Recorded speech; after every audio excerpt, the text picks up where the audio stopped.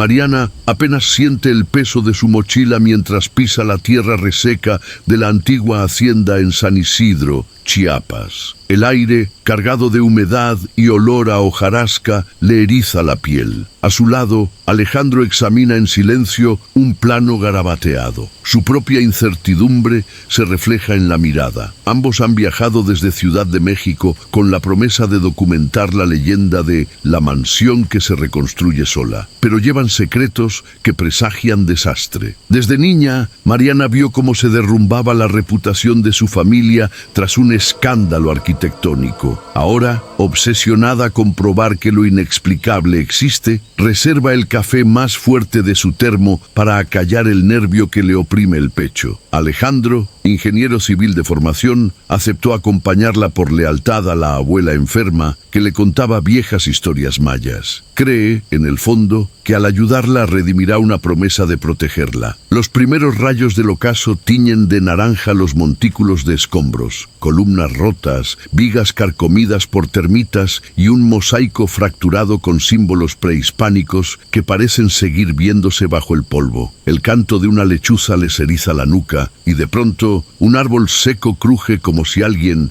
se subiera a él. Mariana suelta el trípode y el equipo de grabación salta, haciendo eco en la penumbra. ¿Oíste eso, güera?, susurra Alejandro tratando de reírse, pero su voz suena hueca. Mariana revisa el celular. Un mensaje sin remitente muestra una fotografía de aquella mansión intacta al amanecer, fechada hace 5 minutos. Abajo, un texto: no huyas de lo que te espera. El pulso de ambos se acelera. A lo lejos aparece Santiago, el cocinero del pueblo, con su lámpara de aceite. Con voz grave y adusta, les advierte que respeten el santuario de las ánimas. En sus manos lleva un medallón oxidado grabado en náhuatl, idéntico al que Mariana halló la semana pasada en un archivo municipal. El corazón le late contra las costillas. Algo en esa pieza encierra un destino que ninguno de los dos imaginó. El sol se oculta tras la sierra, la selva se cierra sobre ellos y por un segundo Mariana cree ver una silueta infantil asomándose detrás de un muro semiderruido. Alejandro se lleva la mano a la nuca al sentir un soplo helado. La noche avanza y la mansión, aún en ruinas, parece susurrar su nombre. La noche cae como un telón de terciopelo sobre las ruinas de la mansión. Mariana instala cámaras con luces infrarrojas, mientras Alejandro revisa el generador prestado por Santiago. El viento silba entre los maderos caídos y un olor a tierra mojada sube desde el subsuelo. Cada crujido les recuerda que no están solos. Cuando revisan la primera grabación, notan algo inquietante. Entre el silencio, un llanto de niña se filtra con un eco lejano. La cámara, ubicada frente a un montón de escombros, muestra una figura translucida que se asoma y desaparece en un parpadeo. Mariana siente el estómago retorcerse. Esta es la prueba que ha estado buscando para redimir el apellido de su madre, acusado de fraude en restauraciones. Para Alejandro, en cambio, ese llanto revive las pesadillas de su niñez en la hacienda de la abuela, donde creció oyendo historias de almas atrapadas. De pronto, un golpe seco estremece el suelo. Las pilas de ladrillos se mueven como si una fuerza invisible las ordenara en fila. Alejandro suelta una maldición y tropieza con un bloque que revela un hueco en la pared. Dentro descubre huellas de barro frescas que terminan en la pared contraria, como si alguien hubiera cruzado el espacio sin dejar rastro. Mariana, desesperada por filmar el fenómeno, enciende la linterna. La luz proyecta sombras que danzan con vida propia. Al girar hacia Alejandro, ve su rostro pálido y sudoroso. Él le susurra que si siguen, no volverán a ser los mismos. Ella aprieta los labios, dividida entre la ambición y el miedo. Entonces, el medallón que Santiago les entregó vibra y emite un tenue resplandor verde, iluminando símbolos nuevos en la pared, glifos que nadie había notado antes. Un viento gélido apaga las linternas y el llanto se convierte en un coro macabro que repite sus nombres antes de apagarse de golpe. La madrugada envuelve la mansión en un manto de sombras que se estiran sobre los escombros recién ordenados. Mariana revisa los símbolos que el medallón proyectó en la pared, glifos mayas mezclados con cruces cristianas. Su pulso late con fuerza. Para ella, cada trazo es una pieza de la verdad que limpiará su nombre. Alejandro, en cambio, siente nudo en la garganta al reconocer en esos mismos glifos el chantaje de la secta de la Reina de las Ánimas, que hace generaciones prometió inmortalidad a costa de sacrificar inocentes. Mientras ella fotografía cada grabado, él recita las historias de su abuela. Cada vez que quiebran un muro, se libera un susurro que enloquece al más osado. Un quejido profundo retumba bajo sus pies. Ambos descubren una grieta en el suelo, apenas abierta, de la que brota un mohín de aire frío. Mariana enciende una linterna de alta potencia y alumbra un estrecho pasadizo subterráneo, repleto de raíces y restos humanos. Su emoción choca contra la pálida preocupación de Alejandro. No sé si esto sea buena idea, confiesa él. Mi abuela dijo que nadie sale indemne de ahí. Mariana lo mira conteniendo el temblor de voz. Si nos rendimos ahora, todo habrá sido en vano. Sus palabras encienden en ellos un conflicto, el deber de documentar lo imposible frente al miedo de profanar un santuario maldito. Deciden adentrarse. Con cada paso, el aire se vuelve más denso y los cráneos amontonados parecen observarlos. Un murmullo gutural crece a su alrededor, como si las paredes respiraran. Alejandro tropieza con un esqueleto infantil. La mano huesuda señala hacia un altar improvisado donde descansan cenizas, rosarios rotos y un pergamino chamuscado. Mariana recoge el pergamino con guantes de látex y lee a media voz un fragmento en náhuatl. Solo el que ofrece su sangre limpia la casa. En ese instante, un chorrito de líquido rojizo brota de su palma, como si la mansión misma reclamara la penitencia. Un lamento lejano les eriza la piel. La voz de una niña, esta vez más clara, repitiendo: «Madre, ayúdame». La tensión se dispara cuando la linterna de Alejandro se apaga súbitamente y queda sumido en la negrura. Mariana susurra su nombre mientras siente que algo roza su tobillo, arrastrándola hacia la profundidad del pasadizo. La linterna de Mariana parpadea cuando el pasadizo se abre en una cámara hundida, cuyas paredes rezuman humedad y musgo negro. Alejandro retrocede al sentir un frío que le atraviesa los huesos. Va vestido solo con su camisa de franela, conscientes de que el sudor de su miedo se enfría al instante. En el centro, un antiguo sillón de madera tallada emerge de la tierra, cubierto de cenizas y mechones de cabello grisáceo. Mariana se acerca con cautela, impulsada por su obsesión de probar lo sobrenatural. Su respiración va entrecortada. Esta es la prueba definitiva, se repite mentalmente. Al posar la cámara en el suelo, una mano huesuda brota de la tierra y agarra el brazo de Alejandro. Él grita con desesperación, recordando el abrazo frío de las visiones de su abuela moribunda. Sus propios fantasmas se materializan en esa garra: culpa, promesas incumplidas, el miedo de haber fallado a su familia. La figura que emerge es una mujer vestida con un vestido colonial manchado de barro y sangre seca. Sus ojos, hundidos y brillantes, se fijan en Mariana con una mezcla de dolor y rabia. Antes de que puedan retroceder, un coro de susurros crece en el aire, recitando una letanía en náhuatl. El medallón de Alejandro tiembla en su bolsillo como si respondiera al conjuro, y un grito agudo atraviesa la cámara, fundiendo la imagen en rojo. Mariana siente un impulso de acercarse y hablarle, pero Alejandro la arrastra hacia el pasadizo. Sabe que quedarse sería entregar su alma. Sin embargo, al perderla de vista, vuelve a escuchar la voz infantil suplicando: «Devuélveme a mi madre». Al salir al corredor, la puerta de piedra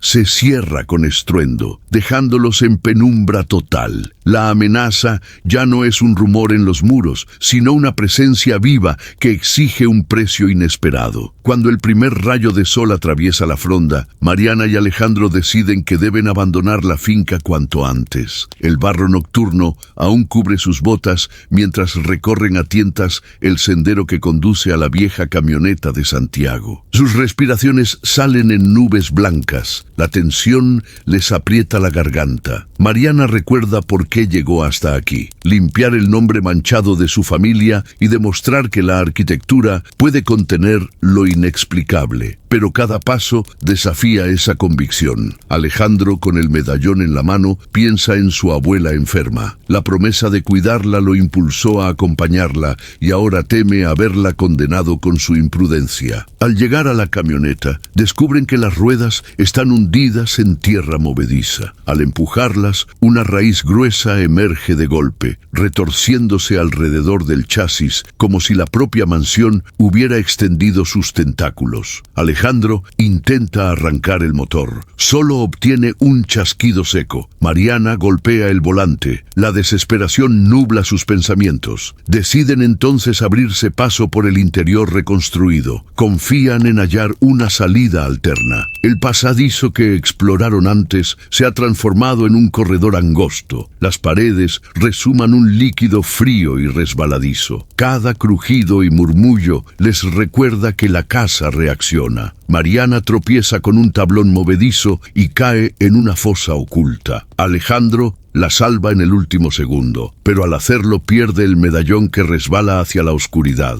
Sin protección y con el corazón al borde de la locura, llegan a un vestíbulo recién erigido, dotado de una verja de hierro forjado. Creen ver al otro lado las ramas del camino, la promesa de libertad. Sin dudar, empujan la reja, pero ésta se cierra sola con un estrépito metálico y encierra un eco de risas infantiles. Mariana grita el nombre de Alejandro. Él comprueba sus muñecas, marcadas por arañazos de un material leñoso que nunca habían tocado. Rodeados por un olor a ceniza y cera quemada, sienten la casa palpitar bajo sus pies. Cuando creen encontrar una ventana fracturada para escapar, descubren que da a un muro sólido. El aire se enrarece y la penumbra se adensa, como si la mansión se burlara de su angustia. Exhaustos y atrapados, se miran con terror. La huida ha fallado, y ahora la única salida parece depender de enfrentar aquello que los retiene. La verja de hierro cede ante un violento estruendo, y se abre a una escalera descendente cubierta de moho y raíces enredadas. Mariana y Alejandro bajan a trompicones. El aire hiede a cera rancia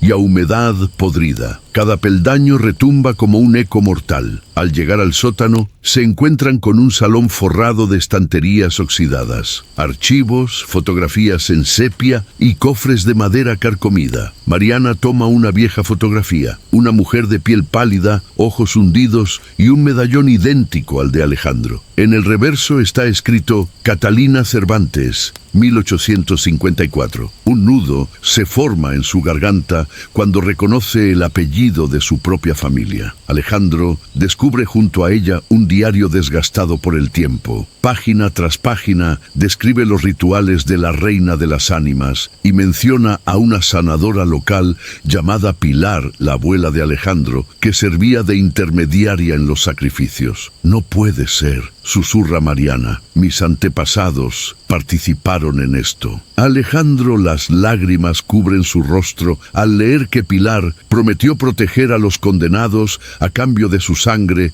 y la de sus descendientes. En el centro del salón, un sarcófago de piedra muestra el nombre de Isabela, la hija de Catalina. Las paredes se estremecen y el brillo de la linterna revela huellas de manos ensangrentadas. De pronto, un coro de voces infantiles recita al unísono: «Libéranos». La cámara de Alessandro capta la silueta de una niña tras el sarcófago, con los ojos llenos de súplica. Mariana siente culpa y rabia. Alejandro, terror y remordimiento. Discutiendo, se acusan mutuamente. Ella por la obsesión que los llevó hasta ahí, él por invocar a su abuela. Su pelea despierta un crujido en el suelo. El cofre de Catalina se abre con un chirrido, expulsando un resplandor verde. Dentro, el medallón de Alejandro late como un corazón encadenado y lleva grabadas las mismas iniciales MC que encontró en la vieja mansión. En ese instante, comprenden que la maldición está sellada con la sangre de sus dos familias. Para liberar el espíritu de Isabela,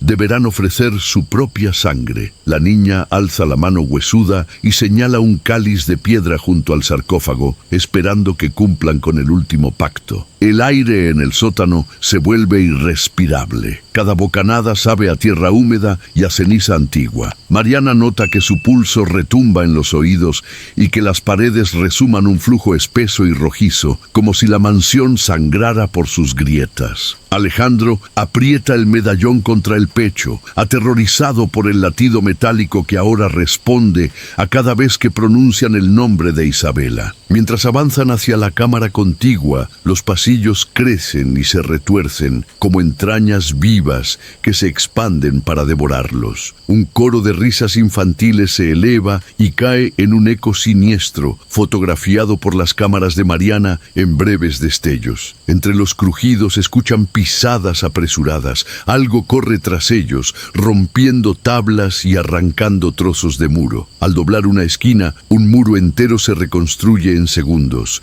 bloqueando la huida. En el centro, la sombra de una niña, Isabela, levanta un muñeco de trapo cuyas costuras gotean un líquido oscuro. El muñeco cobra movimiento y extiende sus brazos de hule para atraparlos. Alejandro se interpone y recibe un rasguño en el hombro. La piel se abre y brota un hilo de sangre tibia que el muñeco sorbe con ansia. Mariana, presa del pánico, sugiere romper el pacto, pero él la detiene. Teme que negar la ofrenda libere algo aún peor. La tensión entre ellos crece. La culpa de Mariana por haber desenterrado esta maldición choca con el terror de Alejandro a condenar a su abuela. En ese instante, el suelo vibra y un tronido profundo anuncia que la mansión se eleva de nuevo, reconstruyendo escaleras, arcos y balcones dentro del sótano. La amenaza ya no es solo fantasmal, la arquitectura misma lucha contra ellos. El verdadero horror es descubrir que están atrapados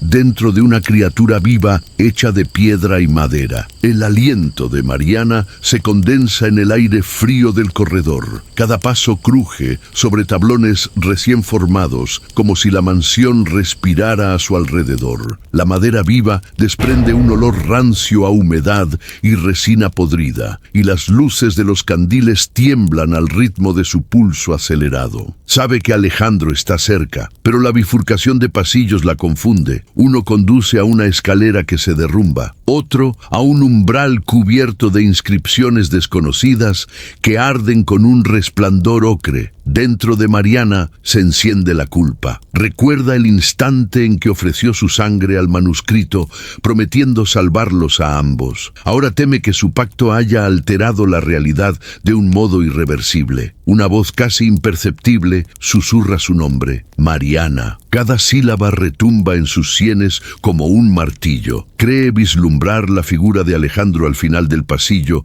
pero cuando corre hacia él, las paredes se distorsionan, alargándose como tentáculos que la apartan. De pronto, un gemido desgarrador atraviesa el aire. Mariana se detiene ante una puerta cubierta de símbolos arcanos. Empuja con todas sus fuerzas y descubre un cuarto en penumbra. El suelo está sembrado de piezas de ajedrez, desordenadas y manchadas de un líquido oscuro. En el centro, una silla mece sola el aire y sobre ella cuelga el abrigo de Alejandro, salpicado de óxido. Su corazón se estremece. ¿Fue él quien quedó atrapado o es solo otra ilusión maligna? Un estruendo detrás de ella hace que las tablas cimbren. Las paredes se acercan con lentitud hipnótica. La presión aplasta sus costillas y el pasillo se convierte en un ataúd viviente. Mariana, sintiendo que el oxígeno escasea, clava las uñas en la madera para detenerse. En ese instante florecen recuerdos de su infancia en San Isidro, la risa de su hermano menor, la promesa de proteger a su familia. Ese fragmento de amor genuino actúa como talismán contra el miedo. Con un grito afinado, golpea la pared derecha, que cruje y cede. La madera sangra un líquido viscoso que se diluye en el suelo. Mariana se arrastra, jadeando, y al incorporarse ve a Alejandro al otro extremo. Inmóvil, los ojos cerrados. Corre hacia él, pero un alarido cavernoso retumba en la mansión. La construcción se desploma a su alrededor,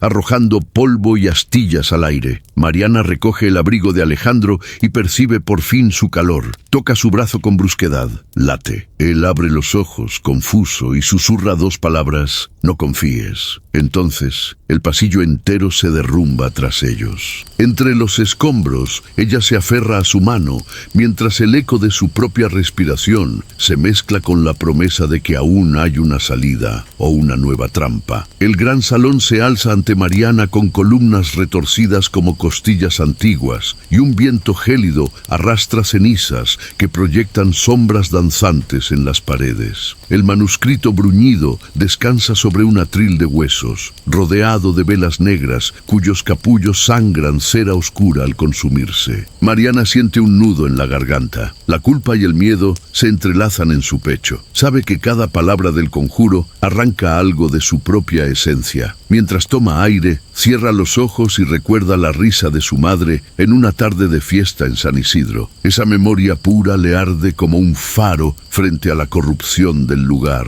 Con decisión temblorosa, traza las runas con la hoja aún humeante contra su palma, dejando caer gotas de sangre sobre el texto ancestral. Al pronunciar el primer verso, una voz susurra dudas en su mente. ¿Vale la pena sacrificar tu pasado por este presente? Alejandro aparece tras una cortina de telarañas negras, su figura pálida y exhausta. Sus ojos reflejan desesperación y culpa. Antes de entrar en la mansión, había ocultado un pacto con la reina de las ánimas para protegerla. Ahora teme que el pago sea demasiado alto. Mariana, detente, implora con voz temblorosa. Si completas esto, el precio será tu propia alma. Los candelabros se estremecen y las velas se extinguen de golpe. La reina surge en el umbral, un espectro envuelto en hebillas de plata y lamentos de almas cautivas. Su mirada es un pozo sin fondo que exige una ofrenda definitiva. No basta con sangre, necesita el recuerdo más preciado de Mariana, las imágenes de su infancia, su hermano riendo, el olor del pan recién horneado, comienzan a desvanecerse de su mente, dejando un vacío helado. Mariana lucha por no ceder,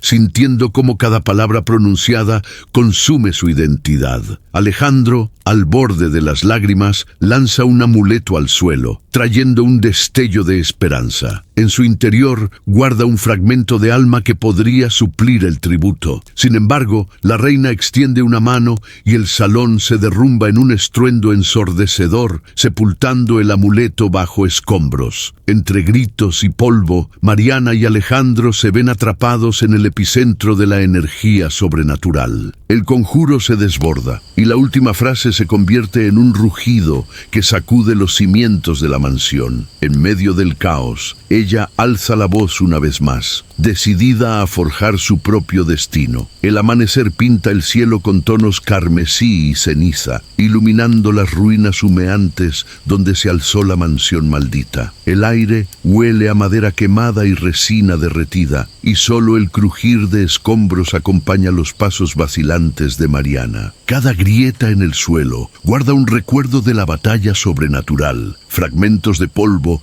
se elevan como diminutos fantasmas en el aire. Cubierta de polvo, cicatrices y el sudor frío de la tensión, Mariana cruza la verja de hierro retorcido que servía de límite al terreno. En el umbral, extiende la mano para apoyarse en un poste agrietado. Siente el latido del tatuaje antiguo marcando su piel con un calor tenue. Recuerda el abrazo de su hermano, la risa de su madre, y el miedo se torna en una determinación feroz. No descansará hasta liberar a San Isidro. El pueblo yace en un silencio sepulcral. Ventanas astilladas, puertas entreabiertas. Ningún alma responde a sus llamados. A lo lejos, el campanario del templo suena solo una vez, como un lamento. Al pasar junto a una fuente seca, ve reflejados movimientos borrosos, sombras que se disuelven tan pronto ella parpadea. Cree escuchar susurros que la instan a regresar a la mansión, pero su voluntad se fortalece. Al posar la vista en su mano, descubre que el símbolo ha cambiado. Ahora sus líneas irradian un hilo de luz azul que pulsa al ritmo de su corazón. Esa señal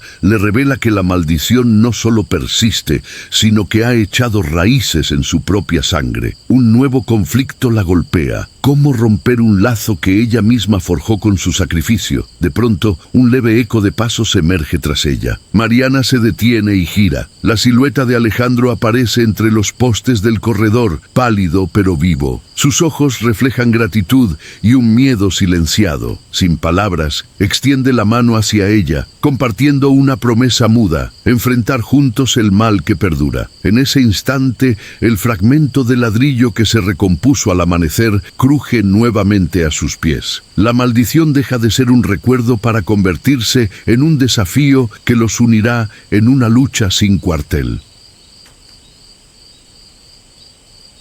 Carla, Diego y Sebastián llegaron al poblado de la Calavera bajo un cielo encapotado. Cada uno guardaba un propósito distinto. Carla buscaba la historia que catapultara su carrera periodística. Diego anhelaba captar imágenes que validaran su talento, y Sebastián cargaba la culpa de un accidente familiar ocurrido años atrás en esas montañas. Motivaciones internas. Carla siente la presión de su editor y teme que este reportaje sea su última oportunidad de brillar. Diego lucha contra la inseguridad que lo carcome, convencido de que siempre quedará a la sombra de su hermana fotógrafa. Sebastián carga el remordimiento de haber conducido a su prima a la muerte tras una apuesta distraída. El viento azotaba los pinos con un ulular sombrío y la neblina trepaba desde el fondo del barranco como dedos helados. A lo lejos, los restos de un antiguo templo zapoteca emergían entre la maleza, salpicados de inscripciones que nadie se atrevía a descifrar. Un perro callejero, enjuto y con las costillas marcadas, lo siguió a distancia, gruñendo en un tono gutural que erizaba la piel. Mientras montaban el campamento, Carla se acercó al puente de madera por encima del abismo y palpó la superficie de los tablones. Estaban húmedos, como si acabaran de ser rociados por una lluvia imperceptible. Diego ajustó su cámara y murmuró que la luz de su linterna parpadeaba sin motivo. Sebastián, con la frente perlada de sudor, les advirtió con voz entrecortada que esos sonidos nocturnos, un crujido acompasado y un ligero roce metálico, no eran producto del aire ni de la fauna local. Una discusión breve estalló entre Carla y Sebastián. Ella lo acusó de cobarde, él le reprochó su obsesión por el peligro. Diego los interrumpió al captar en el visor un destello blanco que atravesó la espesura, un relámpago o algo más. Los tres sintieron el golpe sordo de su propio miedo, y el silencio posterior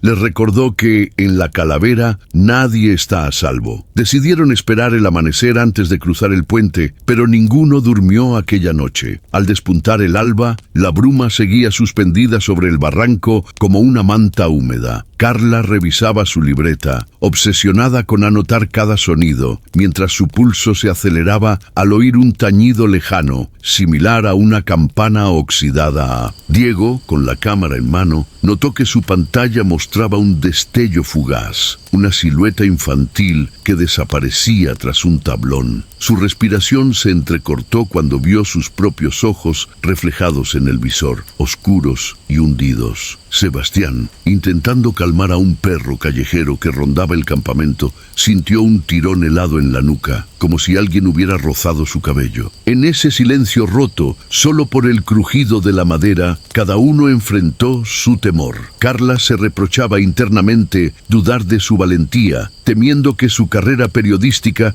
se apagara si no hallaba la gran historia. Diego luchaba contra la voz que le decía que su talento nunca sería suficiente y que aquel reportaje solo confirmaría sus inseguridades. Sebastián sentía la culpa heredada de un pasado trágico, convencido de que el puente estaba relacionado con la sangre que él mismo había derramado. De pronto, descubrieron en uno de los tablones un símbolo zapoteca recién tallado, un rostro de perfil y líneas rojas que parecían secarse al contacto. Al inspeccionarlo, Diego halló huellas diminutas de barro que conducían hacia la orilla opuesta, como si un niño hubiese cruzado sin rastro. El aire se tornó denso y un susurro casi inaudible pronunció sus nombres. La tensión creció. ¿Atenderían el llamado o huirían antes de que la estructura los reclamara para siempre? Antes del amanecer, la niebla cubría el barranco como una sábana helada. Decididos a entender el puente, los tres cruzaron de nuevo, esta vez sin linternas, guiados por el canto distante de un quetzal. Al centro de la estructura encontraron una inscripción semioculta en náhuatl, rodeada de restos de velas negras. Motivaciones internas. Carla siente que cada nueva pista podría redimirla ante su editor y temer ser excluida si no descubre algo contundente. Diego percibe la oportunidad de una foto única, pero el miedo de capturar lo imposible lo paraliza con cada clic del obturador. Sebastián ve en ese texto antiguo una conexión con su culpa, sospechando que su accidente familiar despertó algo ancestral. De pronto, el viento susurró en un idioma que no comprendían, y la madera cedió bajo los pies de Carla, abriendo una grieta. Debajo, descubrieron un paso angosto tallado en la roca, un túnel zapoteca olvidado. El aire adentro olía a moho y metal, y las paredes estaban cubiertas de pictogramas sangrientos. Mientras avanzaban, Diego tropezó con un cráneo infantil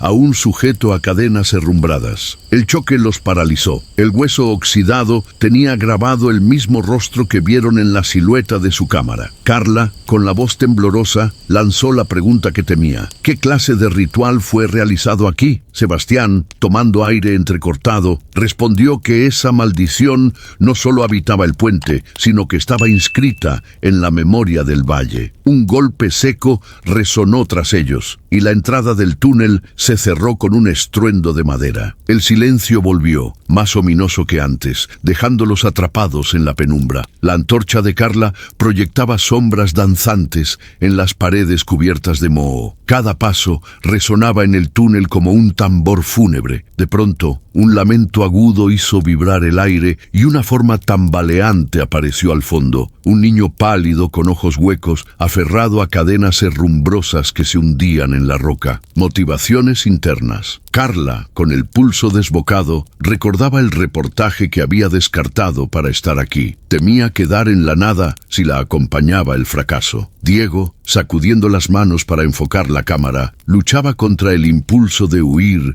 y perder la evidencia que lo podría consagrar. Sebastián, al sostener la antorcha, sentía el peso de su culpa como un yugo, convencido de que aquel espíritu era parte de su tormento. El niño alzó una mano huesuda y rompió el silencio con un chillido sobrenatural. El puente detrás de ellos crujió, como si respondiera al llamado, y tablas se resquebrajaron en la distancia. Diego encendió el flash. La figura se desvaneció, pero en el aire quedó una silueta borrosa que lo atrapó en la periferia de su lente. Carla retrocedió, tropezó y malogró su libreta. Las páginas se dispersaron al suelo, arrastradas por un susurro burlón. Sebastián se lanzó hacia adelante para sostenerla, pero sintió un aliento gélido en el cuello que lo dejó inmóvil. Un eco de risas infantiles explotó entre las rocas y las cadenas comenzaron a arrastrarse solas, acercándose. En ese instante comprendieron que no enfrentaban una sola criatura, sino una manifestación de todos los que habían sido víctimas del puente. El niño espectral desapareció en un torbellino de polvo y espinas, dejando tras de sí un frío lacerante. El pasillo tembló y una corriente de aire los empujó hacia la salida, marcando el inicio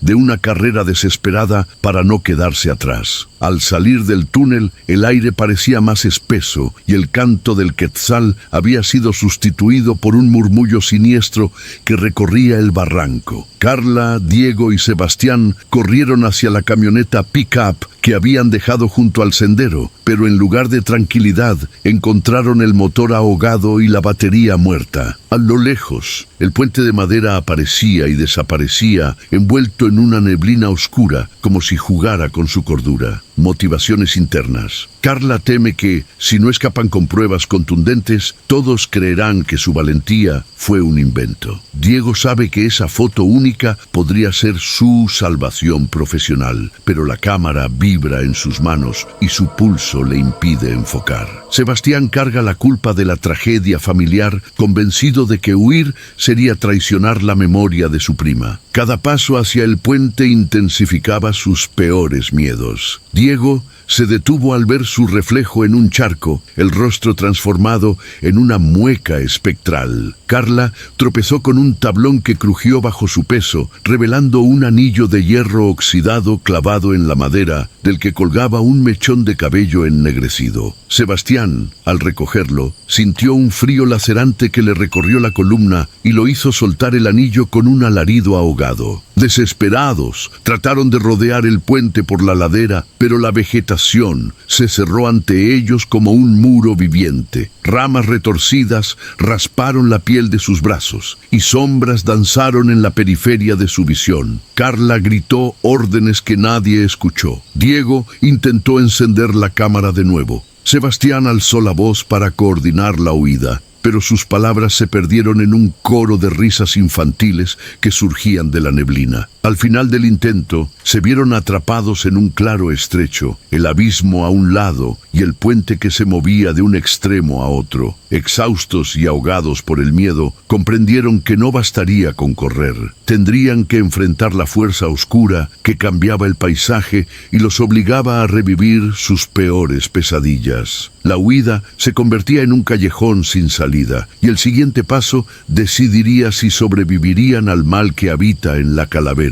Al adentrarse en el túnel, la luz de la antorcha rebotó en un muro cubierto de relieves antiguos, escenas de un sacrificio zapoteca en el que un anciano ataviado con plumas rojas ofrecía niños al abismo. Entre las figuras talladas, Carla descubrió un rostro idéntico al de Sebastián Niños, con sus iniciales grabadas junto a un signo de advertencia. Al fondo de la cámara hallaron un cofre de madera podrida cerrado con cinchos de cuero. Diego, con manos temblorosas, forzó la tapa y encontró documentos amarillentos. Un diario de un franciscano que, en 1542, describía cómo forzó a los indígenas a construir aquel puente para enterrar el oro robado y sellar con sangre el camino de regreso. Las últimas páginas relataban que el sacerdote, temeroso del castigo divino, invocó a deidades antiguas para mantener el secret y juró vengarse de cualquier intruso. Motivaciones internas. Carla siente un triunfo anticipado al ver su reportaje convertido en una investigación histórica de renombre, pero teme perder su humanidad en nombre de la verdad. Diego lucha por registrar cada palabra del diario sin dejar que su pulso de miedo arruine las imágenes, sabiendo que una sola toma borrosa invalidaría su carrera. Sebastián experimenta el pánico más profundo. El rostro de su prima, muerto en aquel accidente, aparece en las ilustraciones del diario como parte del ritual original, revelando que su culpa no fue accidente, sino destino marcado. Mientras leían, el suelo tembló y un chorro de agua fangosa brotó de una grieta en la roca, inundando la cámara. El murmullo de voces zapotecas emergió desde las profundidades, reclamando reconocimiento y venganza. Los tres se miraron con terror. Sabían que revelar la verdad implicaría desatar la furia ancestral que solo un sacrificio podría aplacar. La neblina se espesó hasta volverse un muro inerte que rodeó el puente, ahora retorcido como una costilla al descubierto. Cada tablón palpitaba con un brillo tenue, como si respirara, y del fondo del barranco emergieron lamentos que retumbaban en el cráneo. Carla, Diego y Sebastián sintieron cómo su coraje flaqueaba al percibir figuras borrosas deslizándose por los muros rocosos, acechándolos. motivaciones internas. Carla vacila entre documentar ese horror y abandonar la misión. Teme que su ambición periodística la consuma. Diego experimenta una mezcla de pavor y éxtasis creativo, sabiendo que cada estremecimiento podría ser la imagen que cambie su vida. Sebastián sufre visiones de su prima, atrapada en cadenas sobre la corriente, convencido de que solo redimiendo su culpa podrá apaciguar la maldición. La presencia maligna cobró fuerza. Primero, un débil crujido que se volvió estrépito cuando el puente se alargó, arqueándose hacia ellos. De las sombras surgió el perro callejero, ahora con ojos humanos y un ladrido quebrado que resonó como un grito ancestral. Cuando intentaron retroceder, el sendero se desplomó en el abismo, dejándolos en un saliente estrecho donde ni el coche ni la fuga eran opción. Una ráfaga de viento levantó ceniza y hojas secas, revelando runas incandescentes en los tablones. Cada símbolo pulsaba al ritmo de sus peores temores. Carla escuchó la voz de su editor despotricando. Diego vio el fantasma de su hermana burlándose y Sebastián presenció la muerte de su prima en bucle. La risa espectral se transformó en un coro que los envolvió y el puente comenzó a ondular como una criatura viviente, anunciando que el siguiente paso no sería solo de supervivencia, sino de confrontación con el corazón oscuro de la calavera. Exhaustos y sedientos hasta el límite, Sebastián, Carla y Diego se detuvieron bajo el imponente puente colgante, un vestigio olvidado de la época colonial. La madera podrida chirriaba con el menor crujido y la humedad del valle se condensaba en sus hombros como pesadas lágrimas. Cada uno llevaba una herida invisible, la culpa de Sebastián por no haber confesado su temor a su abuela, la angustia de Carla por la desaparición de su hermano menor, el remordimiento de Diego al haber perdido en una apuesta lo poco que tenían para el viaje. El cielo nocturno estaba cubierto por un manto denso de nubes negras que absorbían la poca luz que conservaban. La bruma surgía en remolinos, eructando vapores fríos que olían a tierra mojada y a algo más profundo, casi putrefacto, como un eco de ceremonias prehispánicas olvidadas. Los tres sintieron cómo esa niebla se filtraba entre sus ropas, rozando la piel con dedos gélidos que provocaban escalofríos insistentes y susurros apenas audibles. Sebastián se arrodilló y, con la voz entrecortada, recordó las palabras de su abuela. Si el guardián del puente te tienta con promesas, huye o serás prisionero de su hambre. Sin atreverse a mirar a los demás, respiró hondo y apoyó la palma en la tabla más firme, tratando de mantener el mundo estable bajo sus pies. El recuerdo de los viejos rezos corría por su mente como un mantra de salvación. De pronto, un quejido sordo resonó en la oscuridad.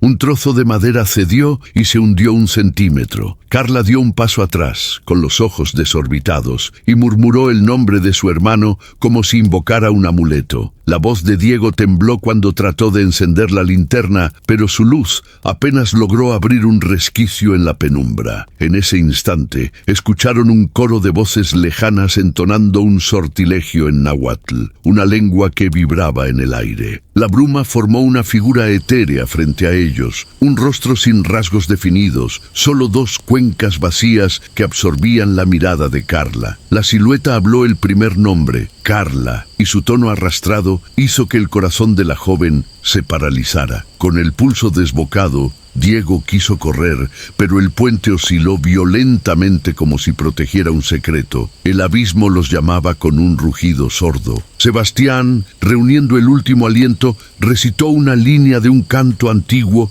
que su abuela solía entonar. La figura retrocedió unos pasos, dejando escapar un lamento que retumbó en sus huesos. Temblando y sin apenas fuerzas, los tres comprendieron que no bastaría la fuerza bruta. Debían enfrentar sus propios miedos antes de cruzar. El puente, ahora sembrado de sombras danzantes, parecía la antesala de sus peores pesadillas. La determinación los envolvía como un manto pesado. Sebastián, con el diario de su abuela apretado contra el pecho, Carla, con el recuerdo de su hermano latiendo en su garganta, y Diego, con el peso de su culpa clavado en los hombros. El puente, ahora iluminado por sus linternas temblorosas, parecía un antiguo santuario abandonado, con vigas talladas en espiral y glifos medio borrados que contaban historias de ofrendas y sacrificios. Sebastián deslizó las páginas hacia el primer rezo. Su voz, al principio temblorosa, cobró eco en el aire denso. Con cada sílaba náhuatl que pronunciaba, la madera crujía hacia atrás,